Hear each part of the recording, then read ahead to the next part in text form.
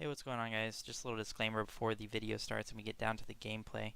For this series, I asked over Twitter for people to send me a gameplay or a VOD or a match ID of them playing solo in a matchup that they weren't comfortable with, whatever. I explain it later on in the video. Basically, what I'm getting is that people sent me this for me to watch, for me to critique. So the whole point is to show their mistakes and help them get better.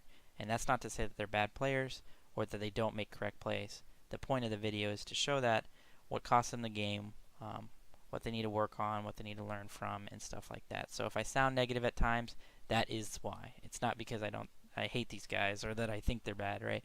Um, Also, I asked for a gold, platinum, and diamond level game for each, and I got a lot of entries for each. However, I could not watch the gold and platinum level games because ranked, I guess, doesn't save those to be spectatable, if that's even a word.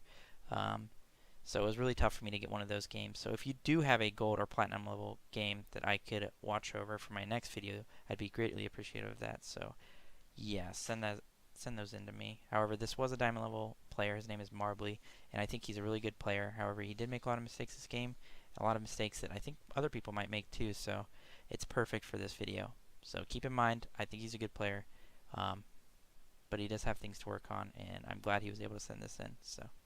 Hey, what's going on, guys? It's Fine OK from Team Cryptic, and today I'm bringing you guys a new series called Coach Fine, where I watch over a gameplay either through the spectator client or through YouTube or some other way, maybe a Twitch VOD, of a solo laner playing a matchup they're not comfortable on, or just losing a game, or just a game that's close that they feel like they made mistakes and they could have improved on.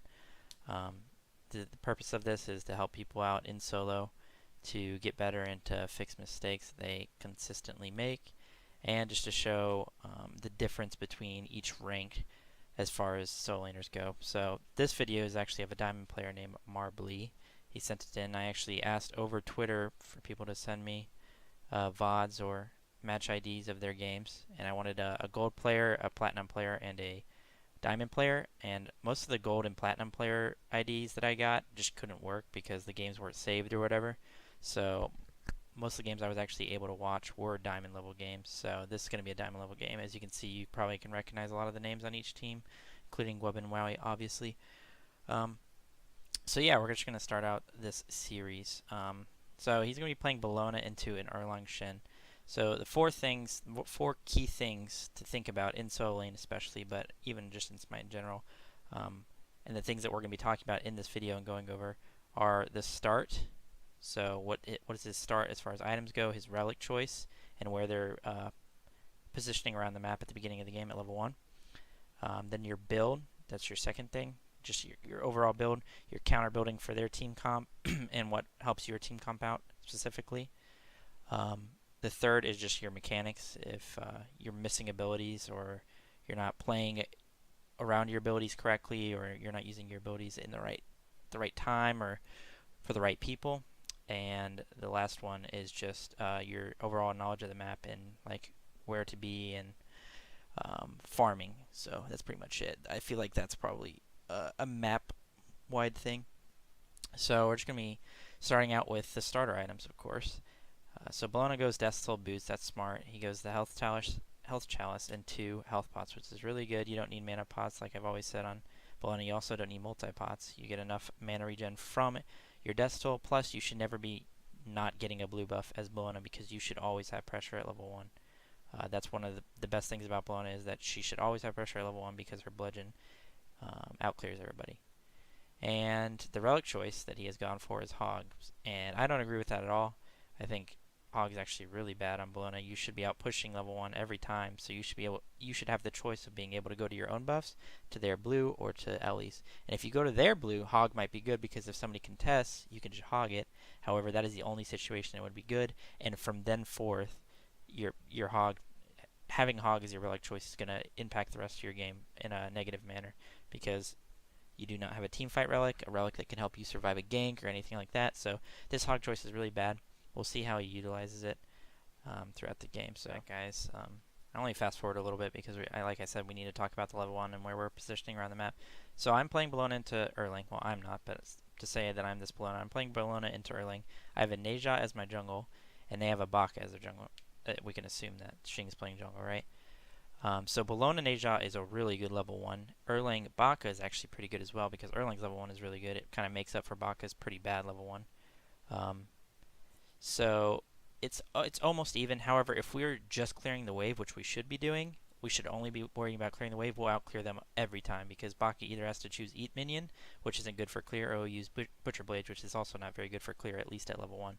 So we should outclear them because we can group it up with the Bludgeon, and we have Neja Ring Toss, which also does a lot of damage on the wave, and then we have the AoE autos on Neja, and of course on Bellona, but that's a given.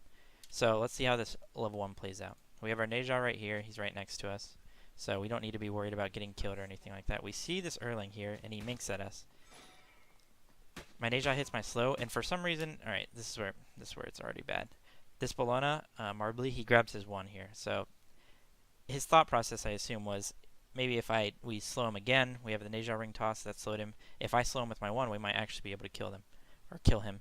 However, Bellona's level 1 slow isn't that big of a deal, and you're not going to be able to stick to him for that long anyway with your block stance auto, so it's not going to do a lot of damage. So I grabbed my 1 here when I shouldn't have. We weren't going to kill him in the first place, and even if we had killed him, our clear would have been so bad on that wave that he probably would have gotten back in time for the wave anyway, right? Or the time wasn't even close to the wave meeting, so he would have gotten back to the wave despite, right? So I grabbed my 1 here, which is bad. I should not have grabbed my 1. You should always be thinking about just out pressuring with the wave. So I'm gonna go ahead and play. We'll see how this pans out after grabbing the 1. You gotta assume that their jungler is gonna start in solo because that's kind of the meta right now. Your Neja is starting here, so you want to get pressure, right? That's the whole point. I just missed my 1 and it's not showing up. Whatever. So I have my 1. I just used it, so I don't even have it for clear. So now they can actually contest our clear because I don't even have a bludgeon. Let's see how it pans out. He turtles the wave to group it up. Neja takes a lot of damage, so they're going to outclear us here. Or at least it's going to be even at best. He's playing back like he should. He's taking a lot of damage. So they outclear us because I grabbed my 1, which is really bad. So I'm going to pause it for a second to talk about this. So I went Hog because I wanted to get a buff or invade their buffs or secure my own buffs, right? I went Hog because of this, and I didn't even focus on getting pressure in the way because I grabbed my 1. So right off the bat, you're putting yourself at a deficit, like a huge deficit, to be honest, because you're getting outcleared by 2 characters that shouldn't outclear you. You're putting your Neja in a weird spot because Neja is really good early, and he should be able to abuse that. And I have a relic that I'm not even be able to abuse. Like I said, I don't think you should have gone Hog in the first place, but since you win it, or since you already purchased it and you were going along with it, you should be putting yourself in the best position to abuse it. And you definitely didn't do that here with grabbing your 1. And some people will be like, oh, well, I grabbed my 1. It's not that big of a deal. But this part of the game, this first minute to 2 minutes of the game is the most important part of the game right now in the meta. So if you mess it up early, it'll impact the rest of the game. And I'll show you how. I'm going to go ahead and click play. So we're both still level 1. They go to Ellie's, so they're going to hit 2 here if they get those Ellie's, all of them. We got pressure in mid. And this is the only reason we were able to invade this buff right here is because we got pressure in mid. So they can be here at this blue.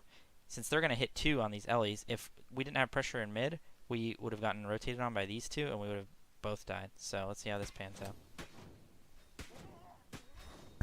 2 people blink randomly. I'm on this buff still, and I don't have my bludgeon. If I had my bludgeon for that, I would have been able to clear the smalls there. This is just a clown fiesta. I really don't know what's going on here. Nobody's going to die. They're just sprinting around. So I'm still level 1. We are all 4 in the right jungle, so this guy's getting pretty low. I slow him. He's pretty close to dying. Fafnir missed his hammer, I think. So I'm 4-way splitting a right way, and I'm still level 1. And I'm going to be level 1 for another few minions, I feel like. Okay, so I just now hit level 2. They have 3 people over here. Their guardian, or their support, is playing in dual lane because that's just what Woven and Wowie are doing, I guess. So I just now hit level 2.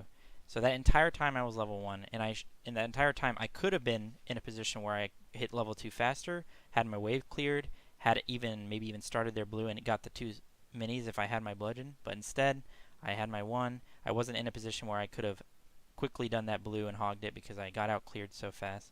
So that kind of just shows how impactful making a mistake like that early game is.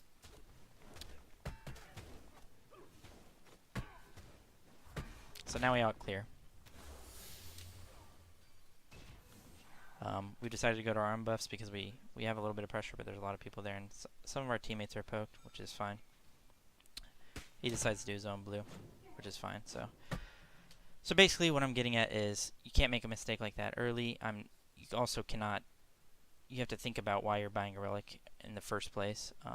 This matchup is going to be hard for the rest of the game because I've used all my pots here, and that's a big deal because if I keep getting poked or if I get out pressured and I have to let my minions go to tower and I have to tank the wave or whatever, I don't have pots for it anymore, and that puts me in a weird position for my boots, and I'm pretty sure that's what's going to happen. Alright, so we got our blue. We're getting out cleared because they were able to get to their wave before us because of the situation that occurred. We're just clearing, and this Erlang, it dashes in, I guess, and gives us a free kill, which is very bad by this Erlang. I'm not really sure what his thought process was there. Maybe he thought he could pressure them with his wave. So this Neja and the Erlang gives us a free kill in this lane. So now we're kind of back to an even spot. He can only get boots too, of course, and I should know that. And I don't have any pots left, so me just clearing this wave, I should probably back here, right? And that's what he's going to do. So I can only get boots 2 here, and the reason I can only get boots 2 here with this back, and I have to back in the first place is because I have no pots and I can't sustain or whatever, is because of how that early game went. So it trickled down. It was a chain reaction to this point. So now we're both going to have our boots 2, right? He has it because he made a stupid mistake and killed himself, and I have it because the way I played the early game, right?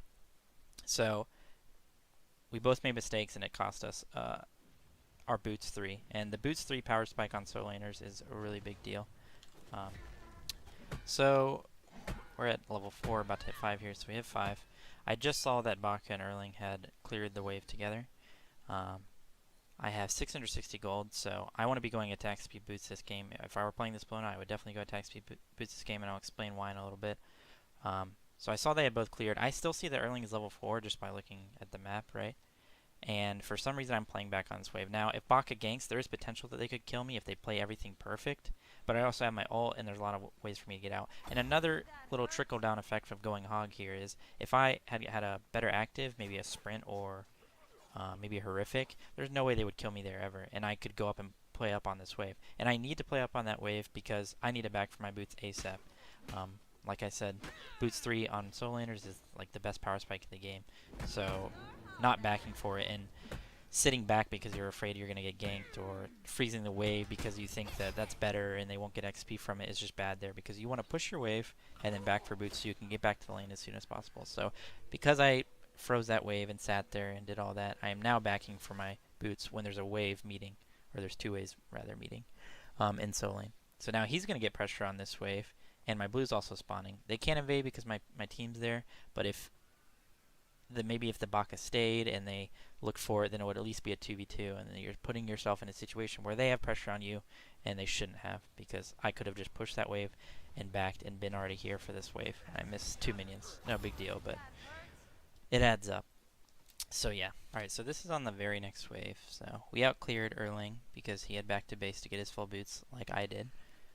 But my Neja was there with me to clear my blue, so I was able to push the next wave pretty fast. So now this wave is going to his tower. There's nothing for me to do in this right side of the jungle.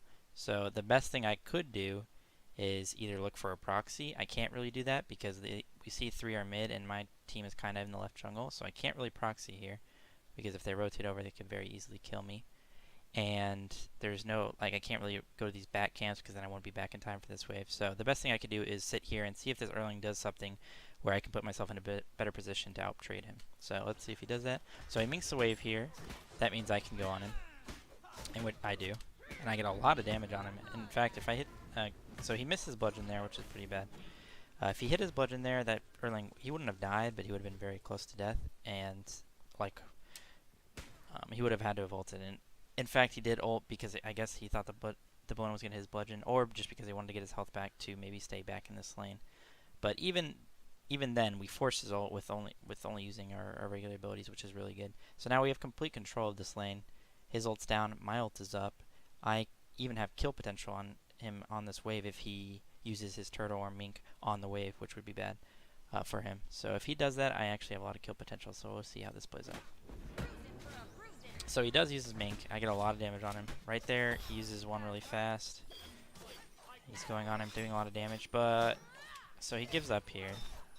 If I were this Bellona, I see that there's definitely a kill there. If I had kept going on him with my autos, if I had maybe saved my one, not used it right away, used my bludgeon for autos because they hit harder, I would have done that, and then I would have saved my one, and then I would be autoing him right here. For some reason, you're going on the wave.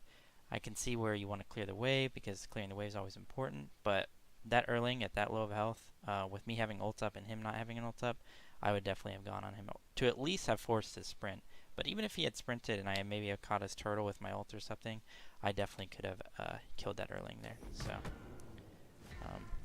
using your bludgeon to clear the wave, probably should have kept your scourge up so you could heal and not waste mana. Not that big of a deal. But we do have the ult power play over him right now. He's still half health while we're about 80 or 90%.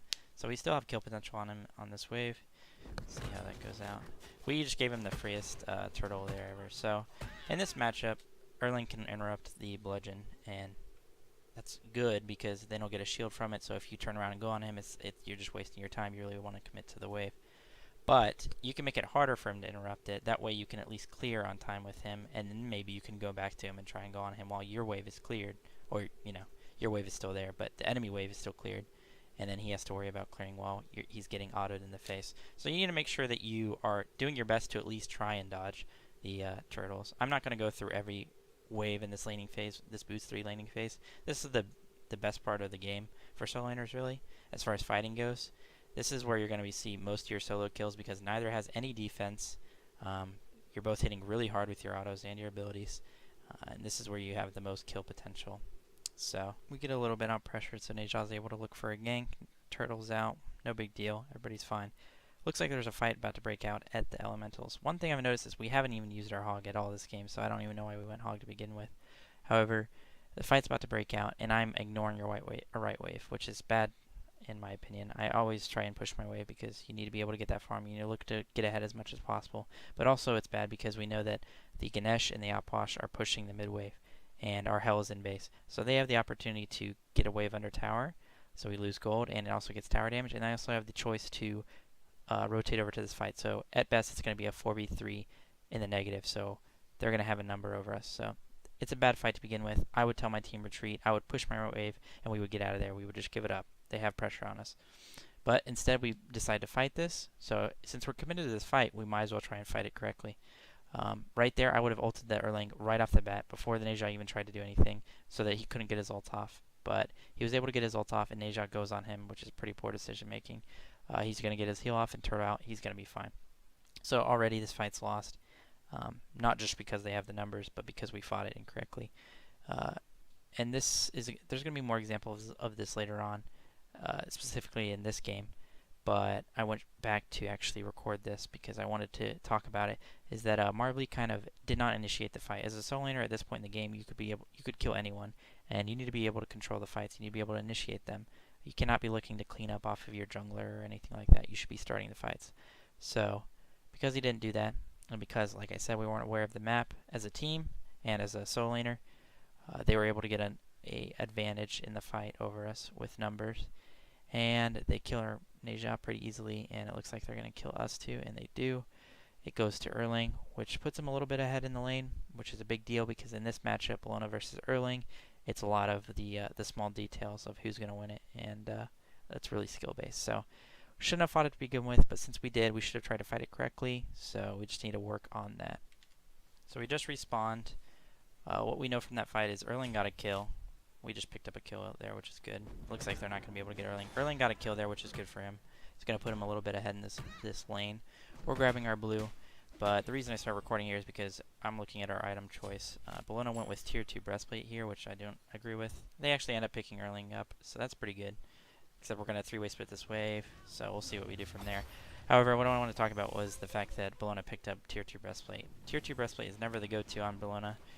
You should always be looking to get Gladiator's Shield for a few reasons. Gladiator's Shield is a really good item. It's one of the most OP items SMITE has ever seen. Don't tell me I said that because I really like playing with it. But if you do not buy Gladiator's Shield in the laning phase, you will get outpoked and outtraded because it heals. It's a healing item. It also has cooldown reduction on it, physical protections, and physical power. It's literally everything you need to outtrade somebody in solo. as a physical character. So if I don't go Gladiator Shield here, then I am putting myself in a position to get out traded, and also to do less in the team fights, because you're gonna get a lot of Gladiator Shield procs and a lot of value out of gladiators in team fights. So sometimes what I'll do on some characters like Vamana is I'll go tier 2 breastplate if I cannot purchase the full gladiator shield or even get the tier 1. Well, you would be able to get the tier 1, but not get like, if I'm like at 1100 gold, then I can just get the tier 1 of gladiators where I can get the tier 2 breastplate. So, but the only reason I would do that is because I want to go breastplate later on, or high the Nemean or whatever. But on Bellona, I want to be going Mystical Mail. Some people like to go high the Nemean, but I still think that Mystical Mail is really good on Bellona and that you should be going it almost every game unless you're horribly behind, but it doesn't matter what you build at that point, you're going to lose anyway. So you basically build Mystical Mail every game after going Gladiator Shield. Gladiator Shield is broken, you should be going it. This Erling knows that, and he's going Gladiator Shield, so he's already putting himself in a position to win this lane just by building an item.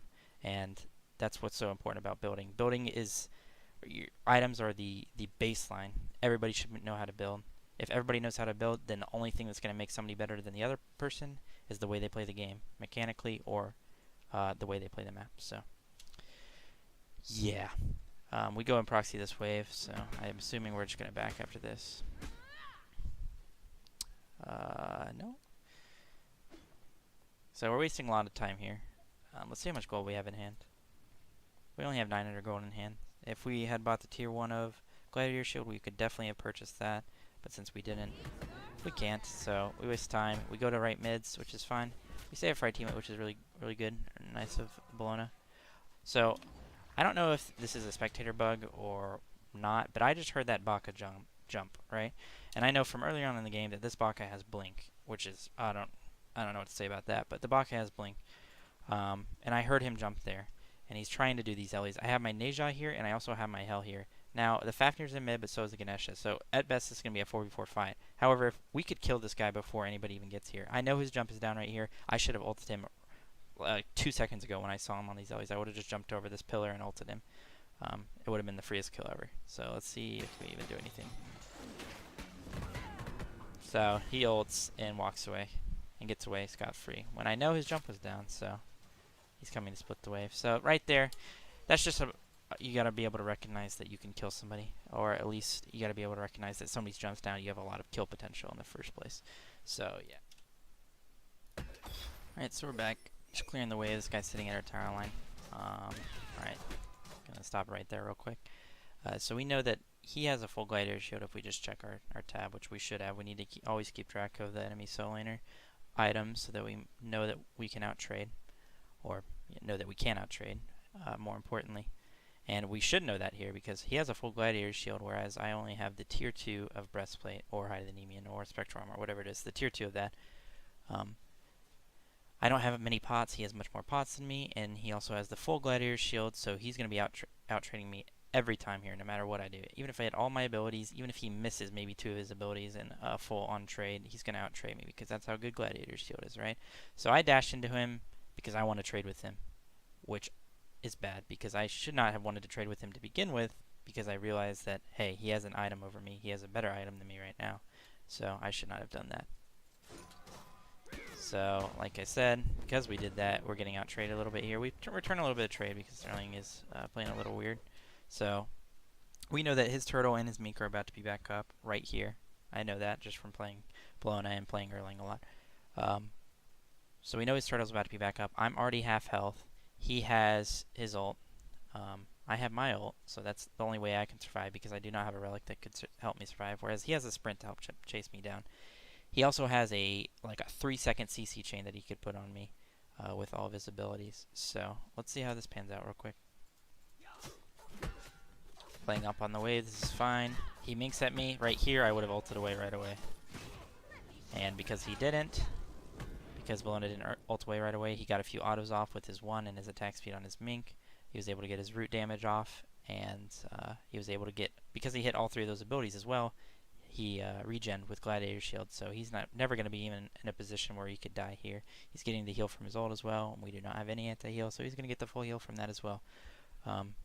So because I took a trade that I should not have because of the items that we both had, I'm going to die, as I presume She's going to die.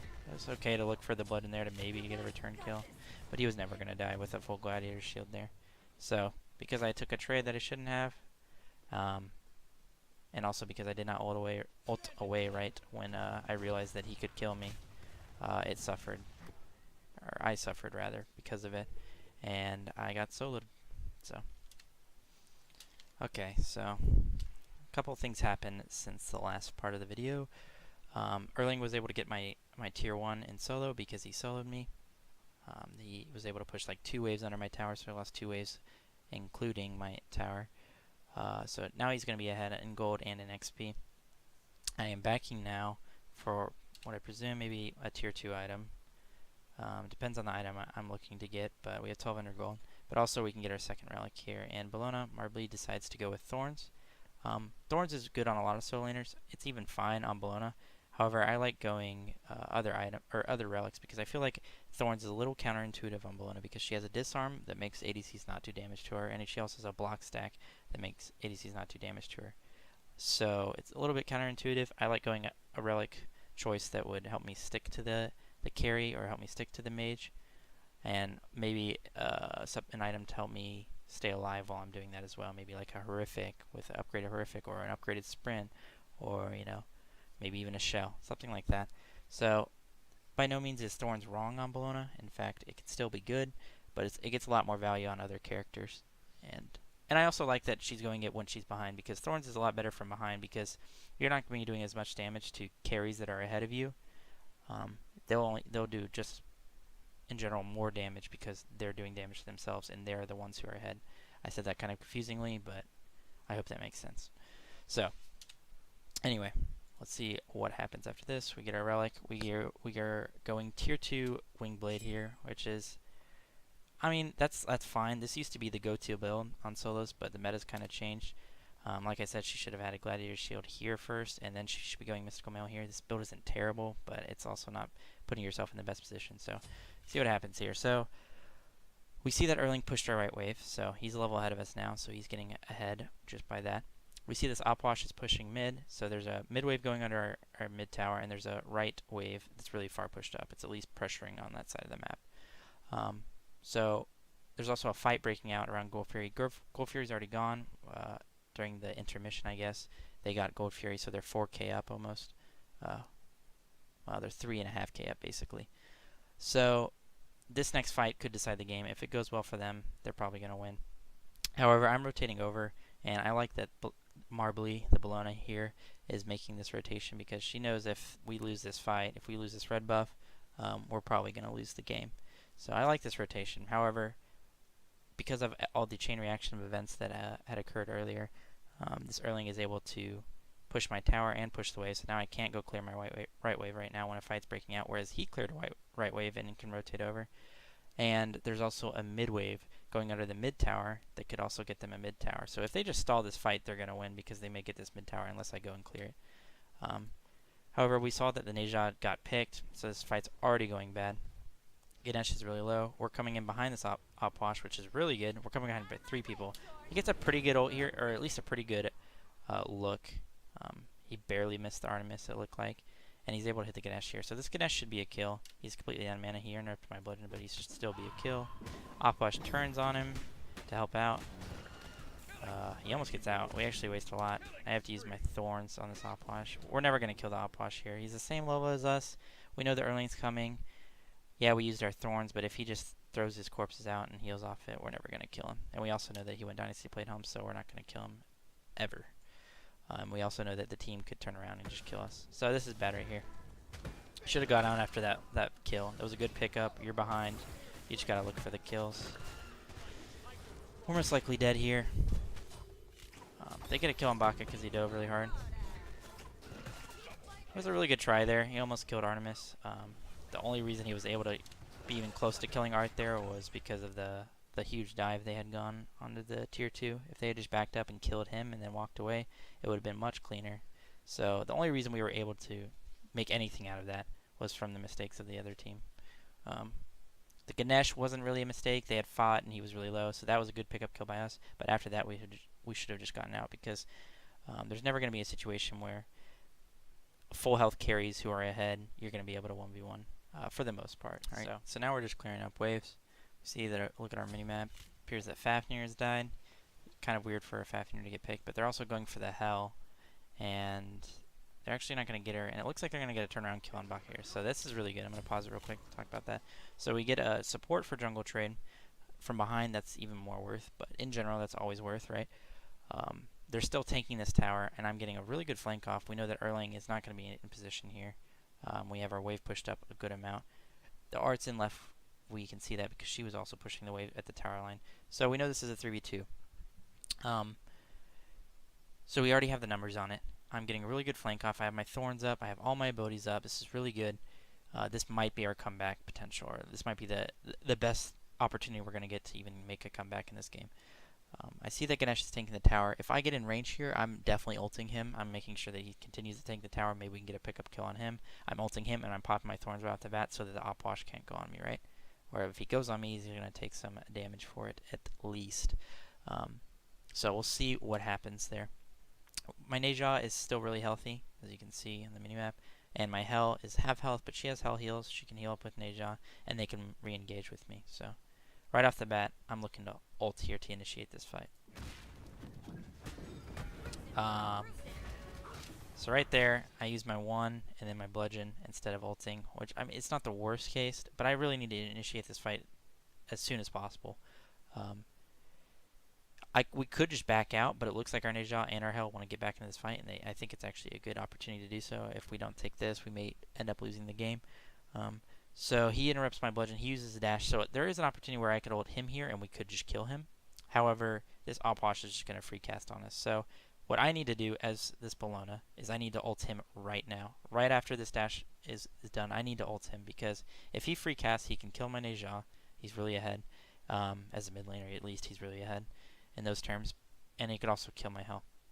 So right off the bat here, I need to ult this Opwash, pop my thorns to initiate this fight, because I need to help out my Neja so that he can try and go on the Opwash as well, and my Hell so that she can kind of, free cast from the back. That's the whole point of even dabbing, as I always say, and I coined, is you literally have to dive all backlines. You really do, especially as a character as Bellona, or especially as a character like Bellona. You just need to dive so that they can't free cast and so that your team can follow up.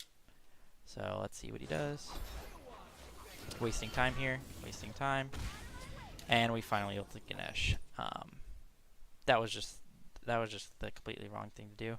The Opwash was able to get a full combo off on Neja and the Hell. And the Neja died. It looks like the Hell's gonna die. Yeah, she dies to the dot. So because I didn't ult the Opwash there, he was able to get an entire combo off with his abilities. I wasn't able to stun him. I wasn't able to help my Neja to even get to the Opwash to even look to kill him. So because I didn't dive the backline and I didn't try and initiate the fight, I ended up losing my team that little, I guess, skirmish that could have been advantageous for us, right?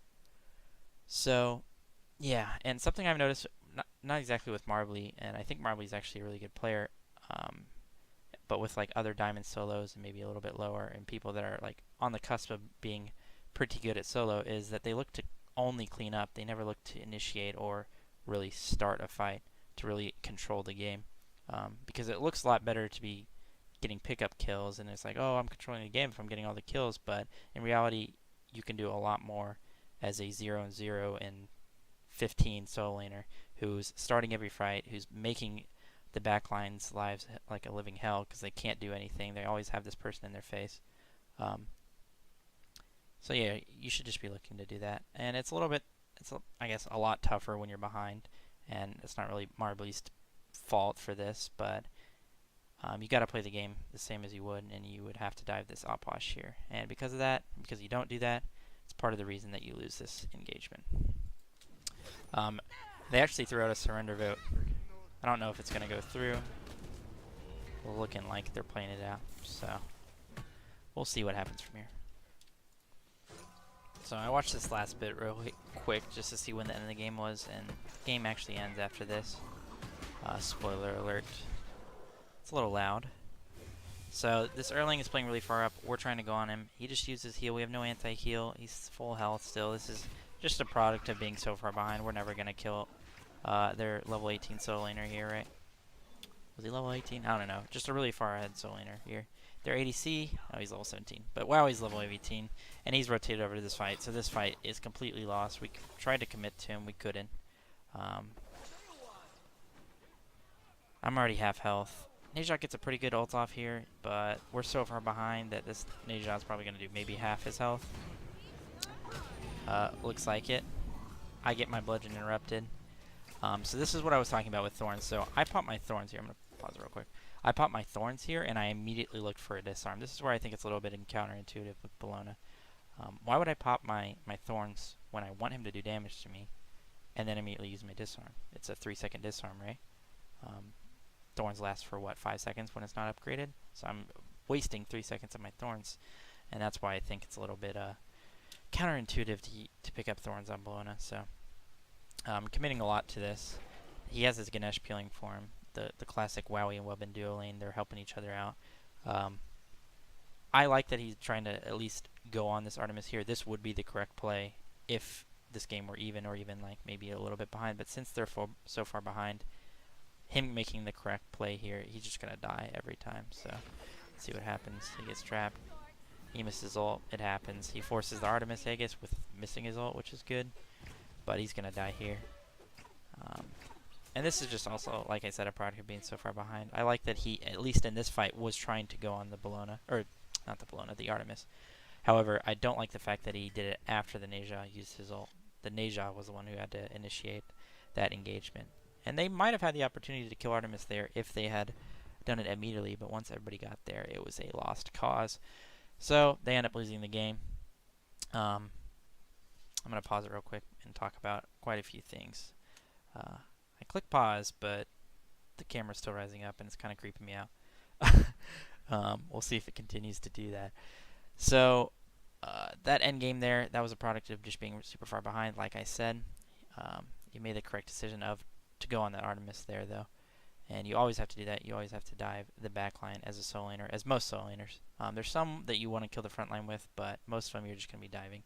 So, Marbly, he played this game relatively well.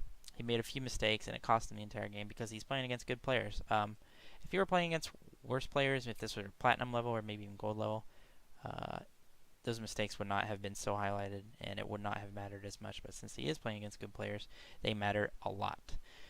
So this just goes to show you how important the level 1 is, how important your relic choice is, and how important it is to keep track of builds and to make sure that you're in a position where you can trade with the enemy solo. Because either Marbly didn't realize it, or he didn't realize that he had Gladiator Shield, or he didn't know that Gladiator Shield would be that much of a difference in the fight. So yeah, overall we went over the start, we went over his build. Let's see what he ended his build with. He was going Heart of the Urchin. This used to be the go-to build on Bellona, really. However, it's changed a lot. This should not be what you're building. It should be more of what this Erlang is building. Actually, exactly what this Erlang is building. Gladiators, Mystical, into Heart of the Urchin. That's the build. And since we're not building that, we're putting ourselves in at a disadvantage. And that should be our baseline. We should know how to build first, and then we should worry about being mechanically as good as the enemy player. And then we should worry about being as knowledgeable or as map aware. So yeah, build should be different. But other than that, I think Marbly's a really good player. I just wanted to highlight some of the mistakes he's made, and this is what I'm going to be doing in other videos to show my viewers and the person who sent me the video what they could have done better and what they really need to work on, and why things went the way they did, right? So yeah, I hope you guys enjoyed the video. I know it was long. If you have any questions about this specific gameplay or about anything in general or this series, leave them in the comments. I'll be sure to try and get back to you. I'm going to post this on the Reddit as well. So yeah, hope you guys enjoyed the video, and I hope you guys look forward to this series. See you guys later.